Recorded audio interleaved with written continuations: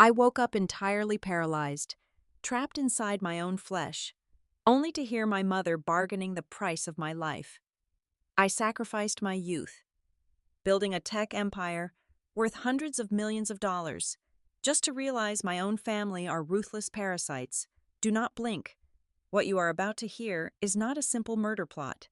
It is my perfect game of revenge, where the hunters become the prey on my magnificent stage. Hello, wonderful listeners of Maya Revenge Stories. I want to thank you sincerely for your continuous support.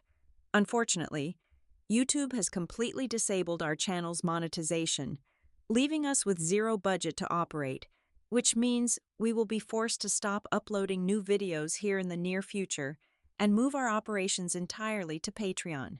If you enjoy today's story, please support us by joining the Maya Revenge Stories Patreon through the QR code on your screen or the link in the description and pinned comment, where you will get access to exclusive, incredibly detailed true stories with multiple emotional voice actors that are simply too intense to be made public on YouTube.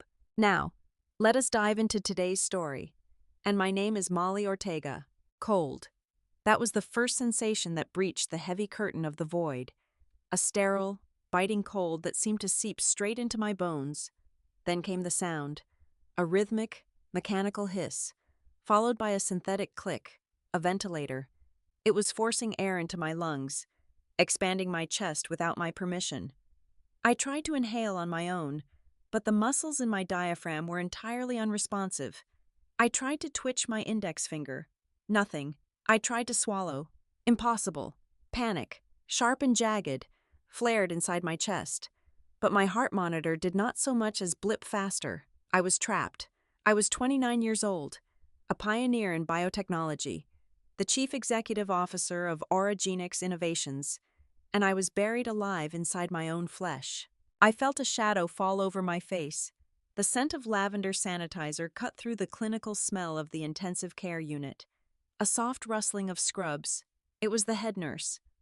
I could feel the gentle, methodical pressure of her gloved fingers adjusting the plastic tube taped to my mouth. Then, she leaned down. Her lips were so close to my ear that I could feel the warmth of her breath.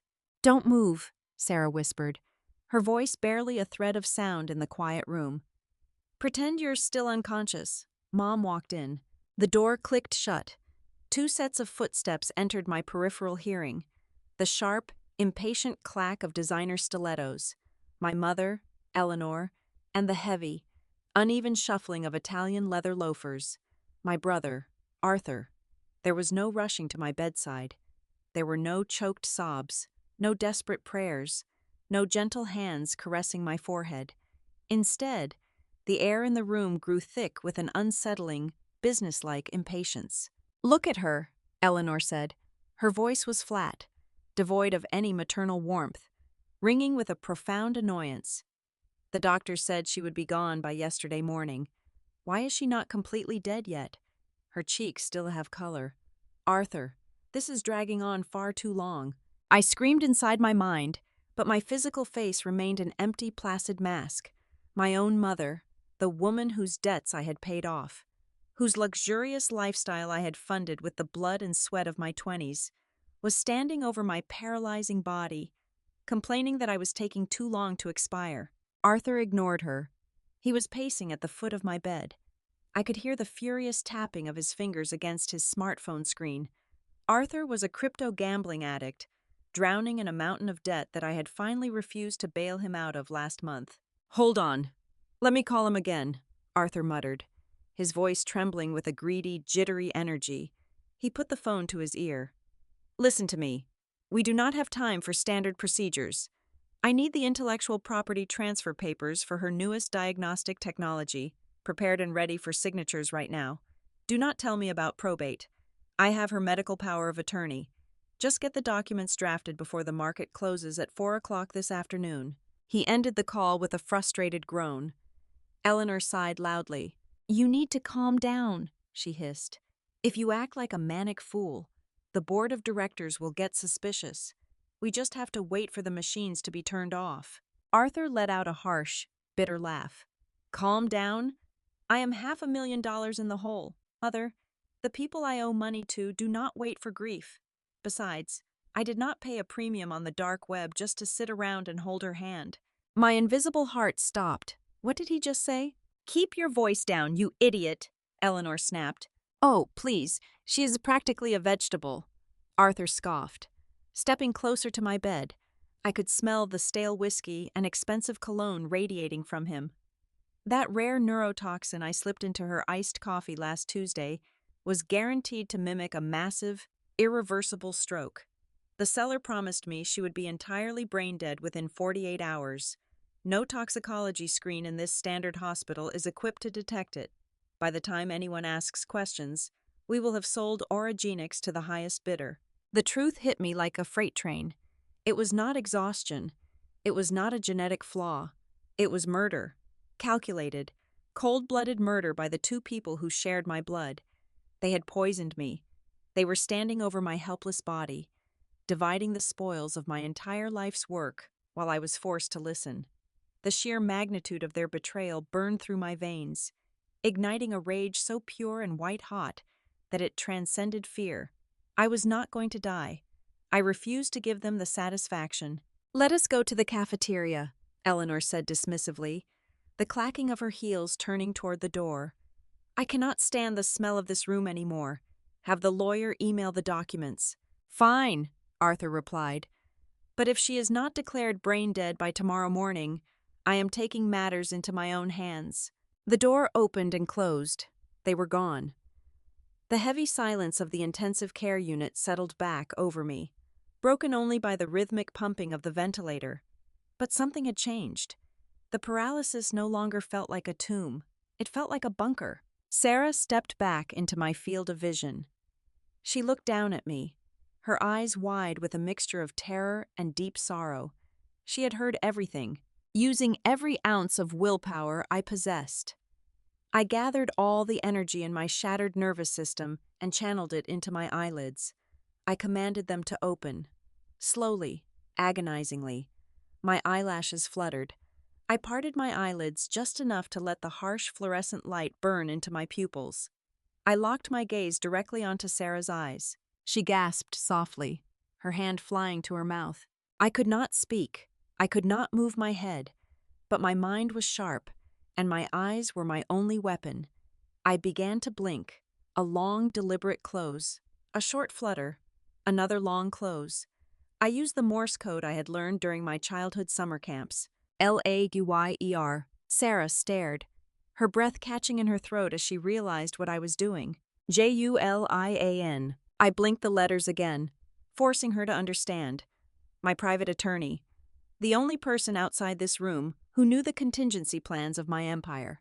I was trapped inside a glass cage of my own failing flesh, surrounded by parasites who thought I was already a corpse. But they had made one fatal miscalculation. They forgot that even paralyzed, the brain of a predator never stops working. The war for my survival and my absolute vengeance had just begun right here on this hospital bed. Within 48 hours, my sterile hospital sanctuary was replaced by the sprawling, oppressive silence of my own isolated estate in the Massachusetts suburbs. Eleanor and Arthur had wasted no time, wielding their emergency medical guardianship like a weapon. They overruled the doctor's frantic protests and arranged a private medical transport. Their public justification was that I would be infinitely more comfortable surrounded by the familiar walls of my own home. The reality was far more sinister. In the hospital, there were constantly rotating nurses, meticulous medical charts, and security cameras. Here, behind the high wrought iron gates and stone walls of the mansion my genius had purchased, they had absolute, unchecked control over my existence.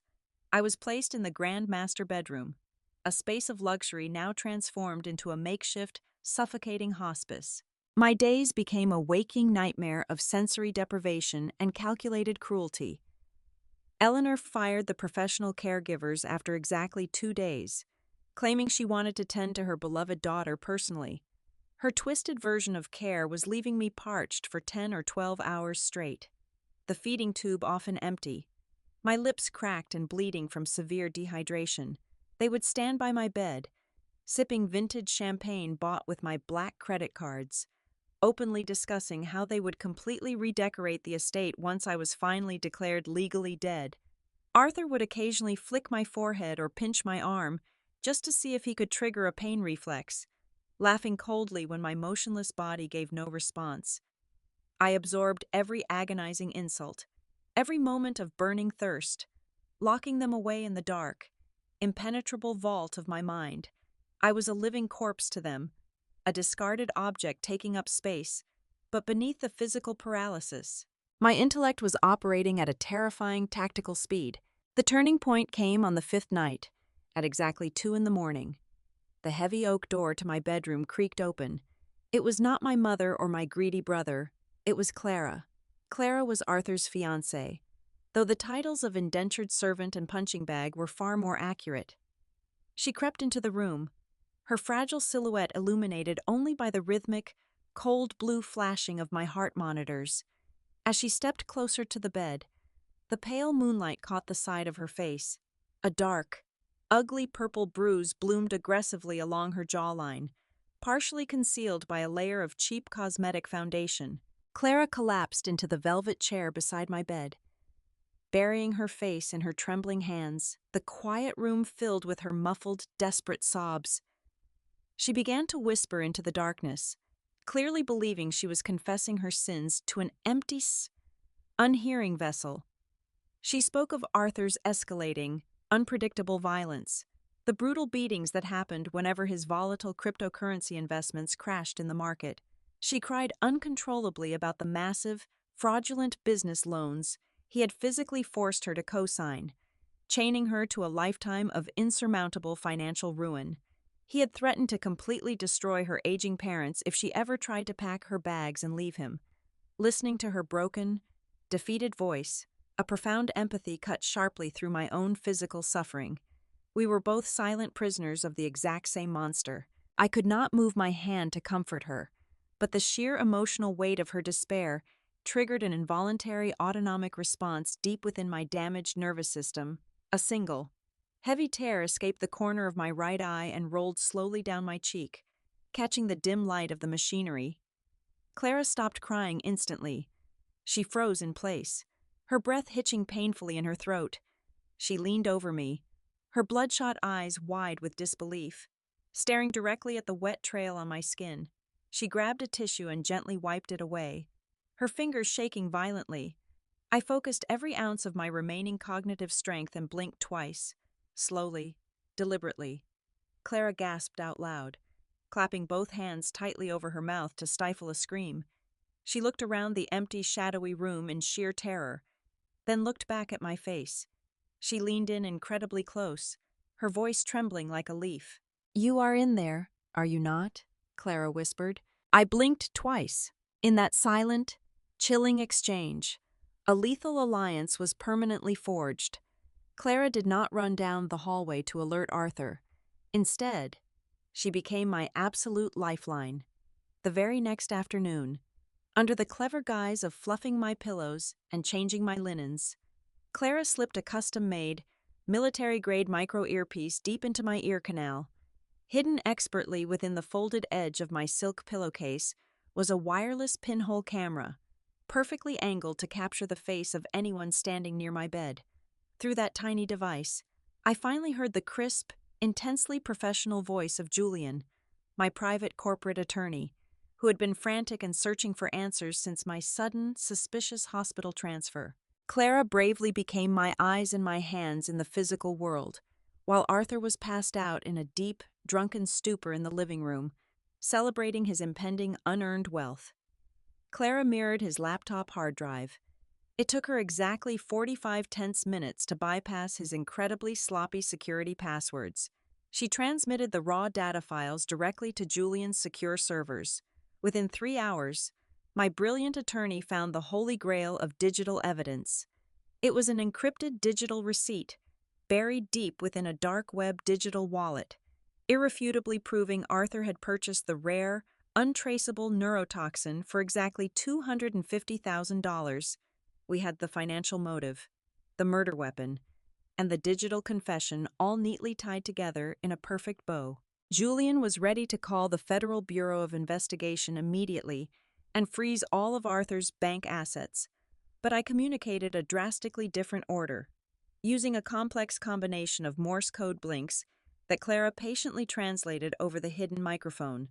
I outlined my Grand Master strategy. I told Julian absolutely not to block the impending sale of my medical diagnostic patent. Arthur was currently negotiating an aggressive buyout with my largest corporate rival for exactly $80 million. If we stopped him right now, he would only face attempted murder charges, and Eleanor would easily play the role of the innocent, grieving mother who knew nothing. That was simply not enough. I wanted them utterly and publicly destroyed. I wanted them to build their golden throne so high that the inevitable fall would shatter every single bone in their treacherous bodies. I explicitly instructed Julian to let the fraudulent, multi-million-dollar sale go through seamlessly, but to quietly hack and manipulate the international receiving bank routing numbers. The chessboard was set. The most critical pieces were moving into position. And my dear, murderous family had absolutely no idea they were walking blindly straight into an inescapable abyss. Downstairs, the frantic pacing of expensive leather shoes echoed sharply through the hardwood hallways of my estate. Through the hidden earpiece Clara had expertly installed, Julian relayed the latest devastating intercept directly to my ear. Arthur was actively finalizing the hostile buyout of Oragenics Innovations. He was sitting in my own grand dining room, arrogantly negotiating with the ruthless executives of our biggest corporate rival, sealing the absolute destruction of my entire life's work for exactly $80 million. To bypass the intricate legal safeguards I had meticulously built over the years, he had flawlessly forged my signature on a massive stack of transfer authorizations. But a forged signature on corporate letterhead was not going to satisfy the aggressive, highly paid legal team of a billion-dollar rival conglomerate. To make the acquisition bulletproof and entirely legally binding, they required absolute, undeniable certainty that the founding chief executive officer was permanently incapacitated. They needed an ironclad medical certificate declaring me irreversibly brain dead. That was exactly where my mother stepped in. Eleanor always possessed a terrifying, uncanny talent for finding the most morally bankrupt individuals hiding in high society. At exactly 2 o'clock on a stormy Thursday afternoon, the heavy mahogany doors of my bedroom swung open to admit Dr. Aris Thorne. He was a disgraced, cynical neurologist with a notoriously expensive gambling habit and a revoked medical license in 3 different states, whom my mother had explicitly purchased for a flat fee of $50,000 in untraceable cash. He carried a battered leather medical bag that smelled faintly of rubbing alcohol and cheap cigars. Eleanor stood near the foot of my bed, her arms crossed tightly over her expensive cashmere sweater, tapping her foot with visible, cold impatience. "Get this over with quickly," Eleanor commanded, her voice devoid of even a simulated ounce of maternal sorrow. "The corporate board of directors expects the final medical declaration by 5 o'clock tonight. I cannot have any lingering legal doubts from the acquiring legal team. Make absolutely sure the medical chart reads as a permanent vegetative state." The doctor chuckled, a wet, highly unpleasant sound that made my skin crawl. "For the massive amount of money you are paying me, madam, I will write that she is turned into a solid block of marble, but I still have to perform the basic physical examinations. If anyone ever decides to exhume these medical records or launch an investigation, the reflex checks need to look entirely legitimate." He forcefully pulled back the heavy down duvet, exposing my frail, motionless legs to the freezing, sterile air of the room. A primal spike of sheer terror shot through my immobilized mind. The neurotoxin had paralyzed my voluntary muscles, locking me inside this terrifying flesh prison. But over the last 24 hours, the utter numbness had subtly begun to recede. The frayed ends of my nervous system were raw, hypersensitive, and violently awake. "We begin with the deep tissue pain response," the doctor muttered casually, not making any eye contact.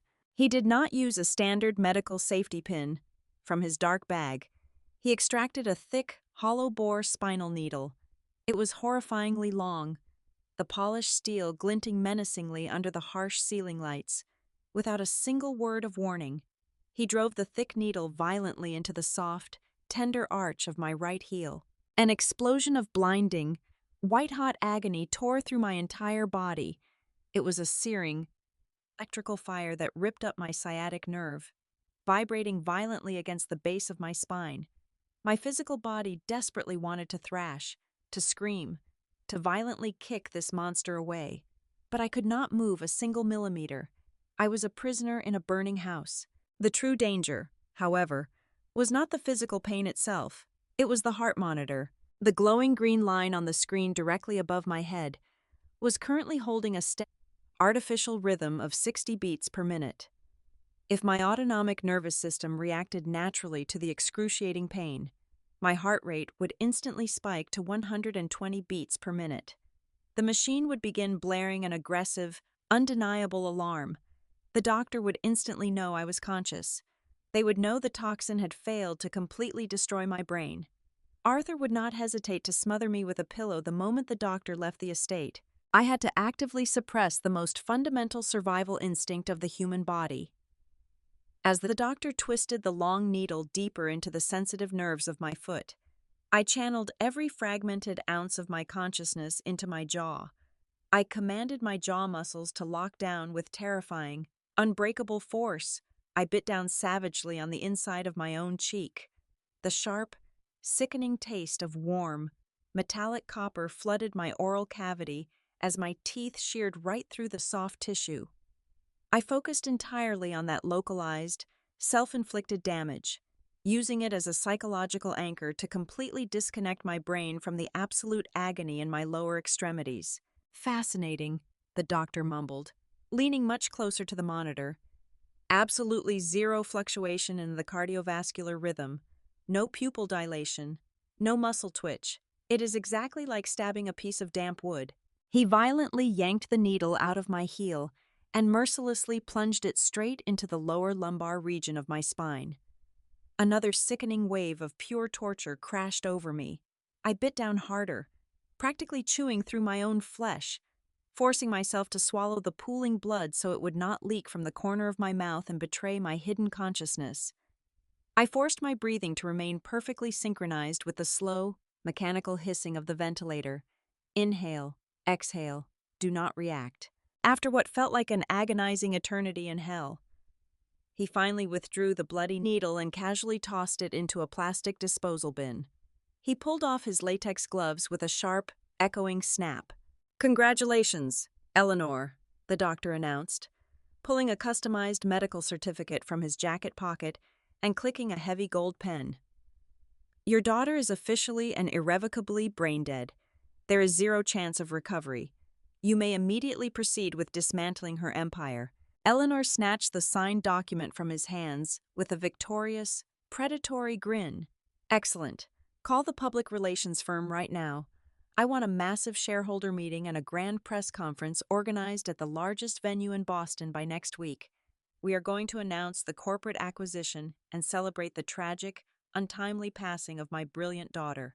While Eleanor and the corrupt physician finalized their dark transaction in my bedroom, a terrifying game of cat and mouse was unfolding simultaneously in the dimly lit study downstairs. Clara had managed to bravely sneak into Arthur's private office while he was intensely occupied with a conference call out in the garden. She was rapidly taking high-resolution photographs of the forged financial ledgers, the offshore bank account routing numbers, and the fake executive board minutes. The digital camera clicked softly, each capture a vital piece of ammunition for Julian. Suddenly, the heavy wooden floorboards outside the study creaked ominously. The unmistakable, sharp clacking of Eleanor's stilettos echoed down the hallway, heading straight for the office doors. Clara froze completely, her heart hammering violently against her ribcage. The heavy brass doorknob began to turn. There was absolutely no secondary exit in the room, no windows that opened wide enough for an escape. Clara frantically shoved the forged ledgers back into their exact original position on the mahogany desk, silently praying the papers were perfectly aligned. She dove desperately behind the massive, floor-to-length velvet curtains, just a split second before Eleanor pushed the double doors wide open. Eleanor stepped aggressively into the room, her sharp eyes scanning the shadows. Clara held her breath, pressing her trembling body completely flat against the freezing glass of the window pane. A suffocating silence stretched endlessly across the room, broken only by the aggressive ticking of the antique grandfather clock. Eleanor walked slowly toward the desk, her fingers brushing the edge of the leather chair. "Arthur!" Eleanor yelled suddenly, her voice sharp and echoing loudly through the empty room. "Where did you put the embossed corporate seal?" "It is in the dining room, Mother," Arthur shouted back from the distant patio. Eleanor clicked her tongue in severe annoyance, turned on her heels, and marched swiftly out of the study, slamming the heavy wooden doors firmly behind her. Clara slid down the wall, gasping desperately for air, her entire body shaking uncontrollably. She pressed a trembling finger to the hidden microphone pinned beneath her collar. "I got it," Clara whispered, her voice barely audible over the roaring adrenaline in her ears. "I have every single document. We have them." The snare was now perfectly set. My family was happily constructing the elaborate stage for their ultimate triumph, entirely unaware that the floorboards were rigged with high explosives, waiting for my single command to detonate. The paralyzing grip of the rare neurotoxin was supposed to be absolute and permanent. That was the guarantee the dark web dealer had given my brother. But they had not accounted for Sarah. Before my forced transfer from the hospital, the brave head nurse had managed to slip a highly experimental, broad-spectrum neural binding agent into my standard intravenous vitamin drip. Clara had been secretly continuing the treatments, swapping the sterile fluid bags in the dead of night, using the illicit medical supplies Sarah had smuggled to the estate. The antidote was working faster than any of us had dared to hope. Deep beneath the numb, unresponsive shell of my flesh, a faint, prickly heat began to blossom. It started as a microscopic tingling at the very tips of my fingers, slowly crawling down to the arches of my feet. I was slowly, agonizingly coming back to life. But I had to bury this miraculous resurrection deep inside. I had to remain an absolute statue of tragedy while the vultures circled. The sheer grotesque absurdity of my situation reached a sickening peak on a rainy Tuesday evening. Eleanor had transformed my sterile, grim sick room into her own personal dressing room. She stood in front of my towering antique mirror, casually holding a sequence of obscenely expensive, custom-tailored morning dresses against her frame. She twirled effortlessly, scrutinizing the drape of black Italian silk over her shoulders, entirely unbothered by the rhythmic, mechanical breathing of her dying daughter just a few feet away. "Does this neckline look too celebratory for a grieving mother?" Eleanor mused aloud, addressing her own reflection. "I want to look devastated, but powerful, like a tragic queen inheriting a heavy crown. The press loves a brave, stylish widow, and they will certainly eat up a grieving, stylish mother." I kept my eyes locked in a vacant, glassy stare, masking the burning desire to wrap my slowly awakening fingers around her throat. Suddenly, the heavy bedroom doors crashed open. Arthur stormed into the room, his face completely drained of color, his chest heaving as if he had just sprinted for a mile. He was clutching his encrypted smartphone with white-knuckled desperation. "We have a massive problem," Arthur gasped, his voice cracking with sheer panic. "The ghost account just messaged me, the chemist on the dark web. He knows about the corporate buyout. He read the leaked press rumors about the massive $80 million acquisition." Eleanor dropped the black silk dress onto the floor, her vanity instantly replaced by cold, calculating alarm. "What does that parasite want?" "He is extorting me," Arthur hissed, running a trembling hand through his damp hair. "He says his initial fee was a bargain. He wants $500,000 transferred in untraceable cryptocurrency within the next 24 hours. Or he is going to email the digital transaction logs directly to the federal authorities. He will burn us to the ground." Eleanor's face contorted into a mask of pure, vicious rage. "You absolute fool! You left a digital trail for this thug to follow?" "I used a secure proxy," Arthur shot back, his voice rising in hysteria. "But it does not matter now. I do not have $500,000 in liquid cash. The corporate buyout money and her life insurance policies are locked until we actually produce a valid death certificate, and the estate clears probate. We need her heart to stop beating immediately, right now. We cannot wait for her to slowly starve to death. Arthur practically ran to the medical supply cabinet in the corner of my room. My internal heart rate skyrocketed, but I fought with every fiber of my being to keep the external monitor steady. I watched through half-closed eyelids as he aggressively tore open a sterile plastic package. He pulled out a large, heavy syringe and a glass vial with a bright red warning label. Potassium chloride, a massive, concentrated dose injected directly into my intravenous line would trigger an immediate, catastrophic cardiac arrest. It would look exactly like a natural, unfortunate complication of my vegetative state. He marched toward my bed, his hands shaking violently as he flicked the syringe, pushing away the tiny air bubbles. The lethal silver needle approached the rubber port of my central line. The blade was literally at my neck. I braced for the burning end, but just as his thumb pressed against the plunger, the entire mansion plunged into absolute pitch-black darkness. The heavy hum of the central air conditioning died instantly. The harsh medical lights vanished. My ventilator immediately switched to its internal battery, emitting a sharp, rhythmic warning beep. "What the hell did you do?" Arthur screamed into the dark. "I did not touch anything," Eleanor shrieked back. Downstairs, the heavy, metallic crash of a breaker box panel slamming against the wall echoed through the quiet house. Clara had acted. She had recognized the imminent danger and deliberately short-circuited the main electrical grid of the entire estate. But she did not stop there. Bright, flashing red and blue lights suddenly painted the walls of my bedroom through the rain-slicked windows. A heavy fist began pounding aggressively on the massive wooden front door downstairs. "Police department," a deep, authoritative voice boomed from the front porch. "We received a distress signal about a potential security breach at this residence. Open the door." Arthur let out a string of vicious, terrified curses. The arrival of the police, even just a routine neighborhood patrol Clara had frantically flagged down, meant he could not commit a murder tonight. A sudden death while officers were standing in the foyer would trigger an automatic, immediate homicide investigation. He violently threw the lethal syringe into the medical waste bin and sprinted downstairs to intercept the officers. The danger had passed by a razor-thin margin. The darkness wrapped around me like a protective shroud. A few moments later, Clara slipped silently into the blacked-out room. She leaned close to my ear, her breath ragged and shaky. "They are gone for now," she whispered into the hidden microphone, linking me directly to Julian on the secure frequency. He threw the needle away. We bought some time. I focused all the newfound, tingling energy in my right hand and managed to weakly squeeze Clara's fingers. She gasped quietly in the dark, realizing I was regaining my mobility.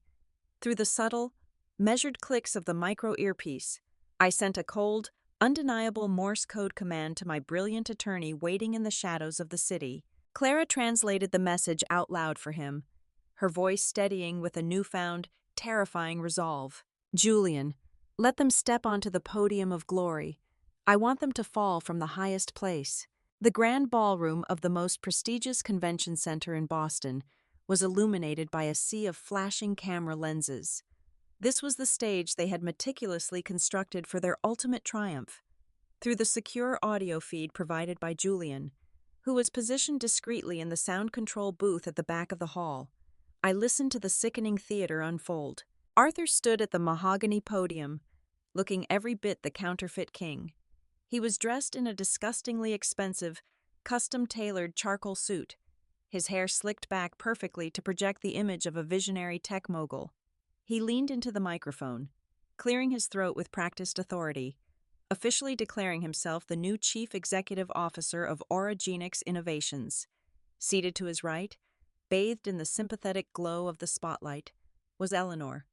She was playing her role to absolute perfection, dressed head to toe in black mourning couture, dabbing at her completely dry eyes with a monogrammed silk handkerchief whenever the cameras focused on her.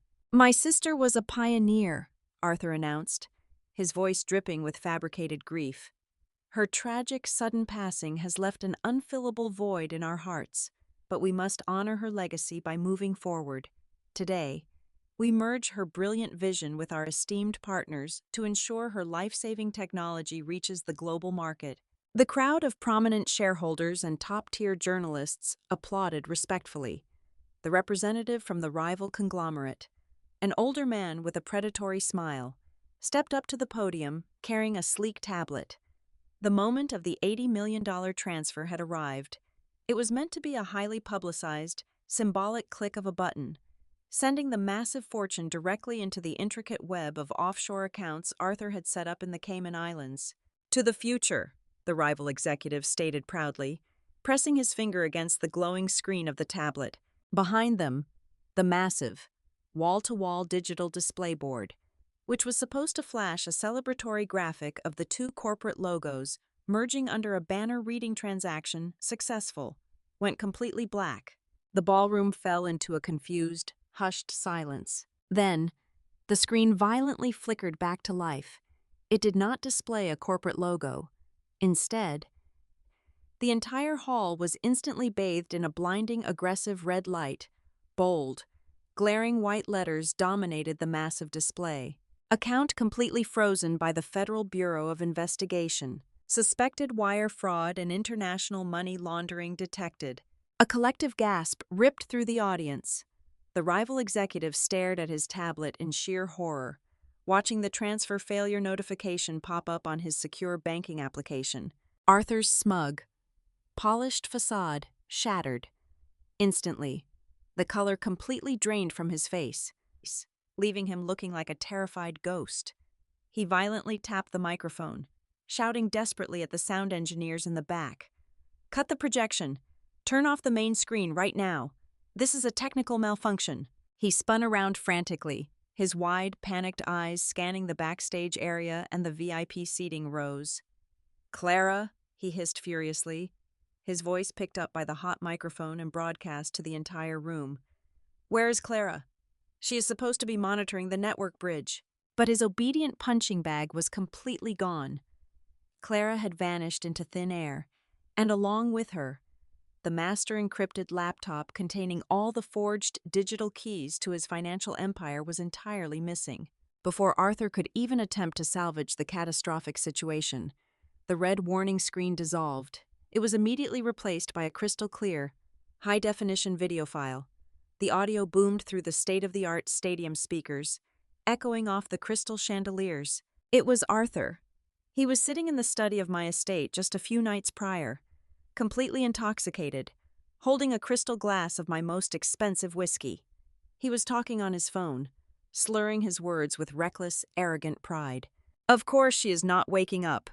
The giant, digital version of my brother laughed cruelly on the screen. "I paid a premium on the dark web for that neurotoxin. $250,000 for a tiny vial. Best investment I ever made. No standard hospital toxicology report can detect it. By the time anyone asks questions, we will have $80 million sitting in a Swiss account."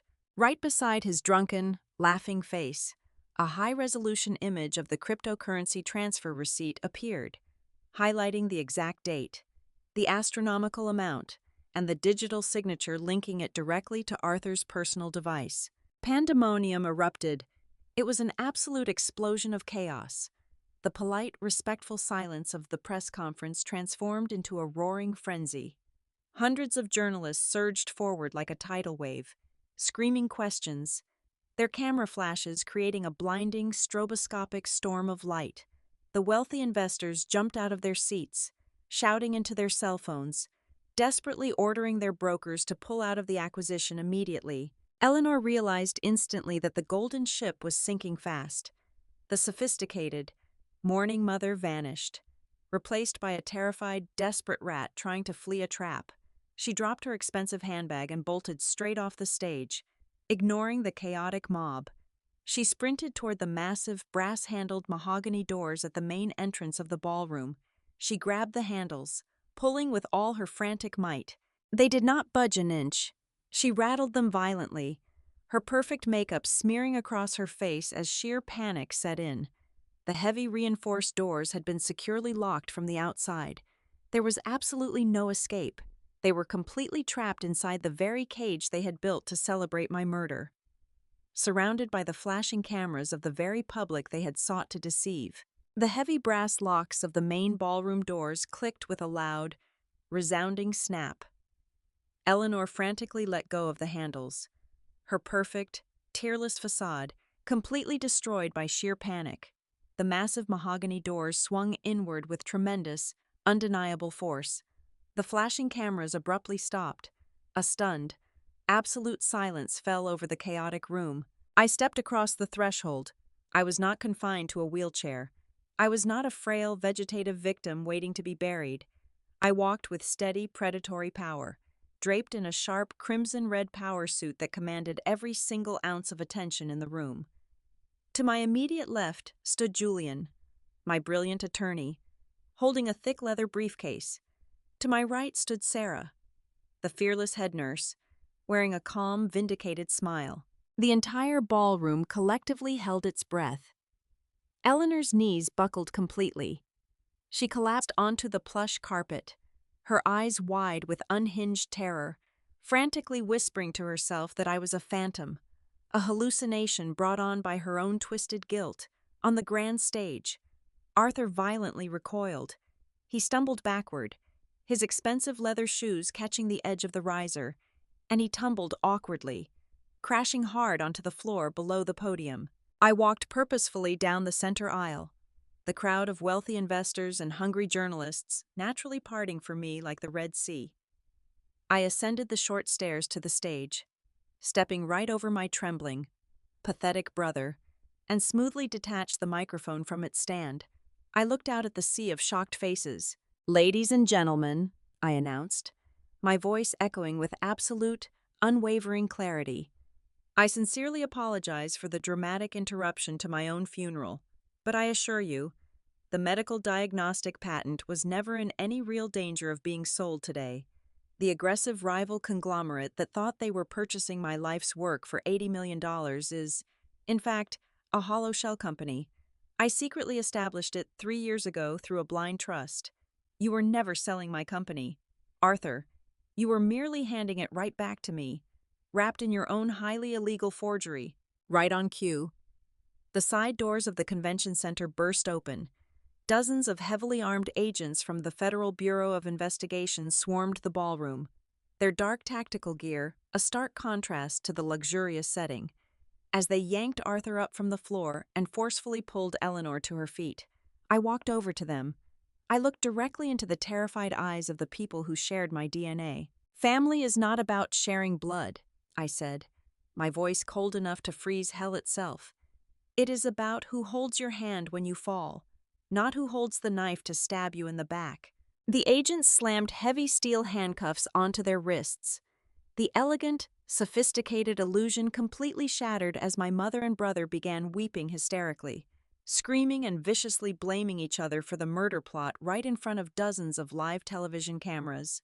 Simultaneously, across the city, federal agents were kicking down the doors of Dr. Aris Thorne's private clinic, dragging him out in handcuffs for his role in providing the fraudulent medical certificate. Fast forward exactly 6 months later, Aura Genix Innovations launched our new diagnostic product line, and the market response was nothing short of revolutionary. I was standing firmly at the absolute pinnacle of the biotechnology world. Clara, completely freed from Arthur's crushing financial abuse and toxic grip, was now sitting in the corner office as my brilliant, fiercely loyal chief operating officer, with every single cent of her forged debt wiped clean. Sarah, the brave nurse who literally saved my life, was now directing a state-of-the-art, non-profit private medical center, fully funded by my personal corporate endowment. The sun was setting, casting a golden glow over Boston. I stood in my penthouse office, looking out through the massive floor-to-ceiling glass windows. I took a slow, satisfying sip of vintage red wine on the sleek television mounted to the wall. The evening news anchor was delivering the breaking headline. Eleanor and Arthur Ortega had both been officially found guilty on all charges. each receiving a mandatory sentence of 25 years in federal prison without the possibility of parole. My encrypted smartphone buzzed on the glass desk. I picked it up, listening to Julian confirm that their final legal appeals had been entirely denied. I smiled, staring down at the beautiful, glowing city lights. Checkmate. Hello, wonderful listeners of Maya Revenge Stories. Thank you so much for taking the time to listen to this incredible journey. I would love to know where you are listening from today, so please let me know in the comments. As a reminder, YouTube has entirely disabled our channel's monetization, meaning we have zero budget to operate here. We are forced to stop uploading new videos on this platform in the near future and move our operations entirely to Patreon. If you found today's story thrilling and want to support our work, please help us by joining the Maya Revenge Stories Patreon. There, you can listen to our best, exclusive, true long-form stories that are simply too intense to be made public on YouTube. You can easily join by scanning the QR code on your screen or by clicking the Patreon link in the description or the pinned comment. Thank you again, and stay safe.